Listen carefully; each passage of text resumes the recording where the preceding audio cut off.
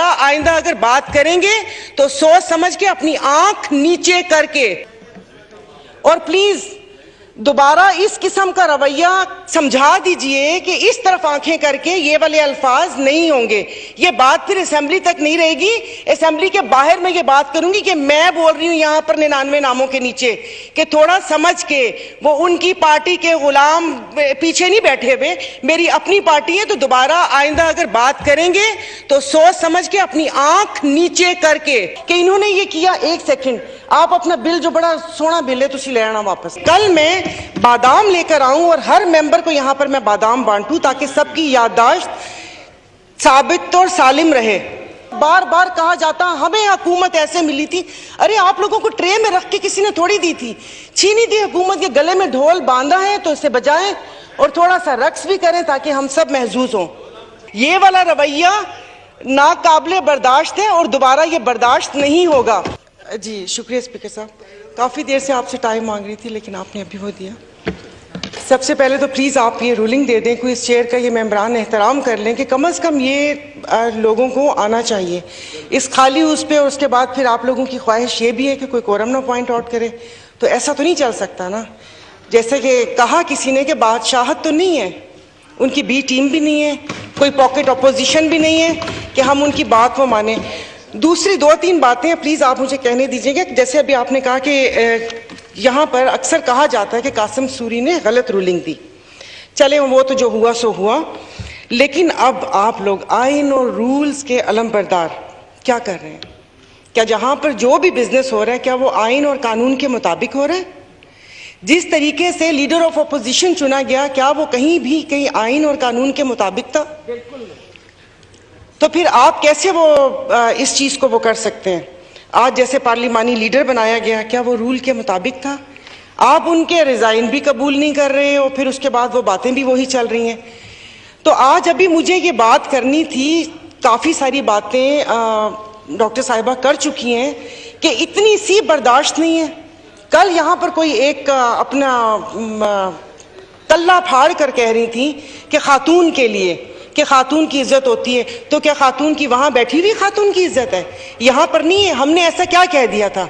आप मुझे इजाजत दीजिए कि कल मैं बादाम लेकर आऊं और हर मेंबर को यहाँ पर मैं बादाम बांटूं ताकि सबकी याददाश्त साबित और सालिम रहे। मतलब बात करते यहाँ पर बजाय कि अवाम के मसाइल पे बात करने के बजाय कश्मीर की बात हुई, कश्मीर की बात करें। उनका ये कहना जरूरी था कि एक बोर्ड लगा हुआ है। मैं यहाँ पर किसी को डिफेंड करने के लिए नहीं बैठी हुई, बोर्ड लगा हुआ है, वो उसके साथ कश्मीर के साथ ये कर दिया वो कर दिया।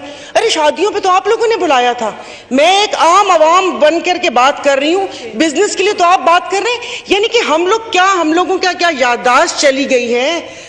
क्या हो गया हम लोगों के कि जो इन लोगों की बातें याद नहीं है?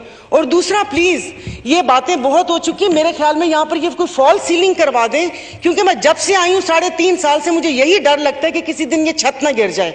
लेकिन शुक्र अल्हम्दुलिल्लाह मेरी पहले भी सीट कॉर्नर में थी और अभी भी इस कॉर्नर में हूँ, तो अल्हम्दुलिल्लाह मुझे लगता है कि मैं बच जाऊंगी। कॉर्नर नहीं, बीच में से गिरेगी। और बाकी ये कि प्लीज आप कह दें कि जिस वक्त यहाँ पर बात होती है बहुत वक्त जाया हो गया, सिर्फ आवाम की बात की जाए। पिछली चीजें किसको याद दिला रहे हैं? 3.5 साल हम वहां सुनते आए कि इन्होंने ये किया। एक सेकंड, आप अपना बिल जो बड़ा सोना बिल है तुसी ले आना वापस। तो वो यही सुनते हुए आए। तो अब स्पीकर साहब पता नहीं कहाँ लगे हमें।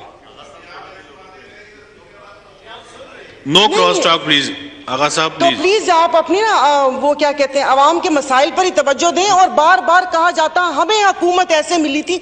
अरे आप लोगों को ट्रे में रख के किसी ने थोड़ी दी थी, छीनी थी हुकूमत के गले में ढोल बांधा है तो इसे बजाएं और थोड़ा सा रक्स भी करें ताकि हम सब महजूज हों। और प्लीज दोबारा इस किस्म का रवैया समझा दीजिए कि इस तरफ आंखें करके ये वाले अल्फाज नहीं होंगे।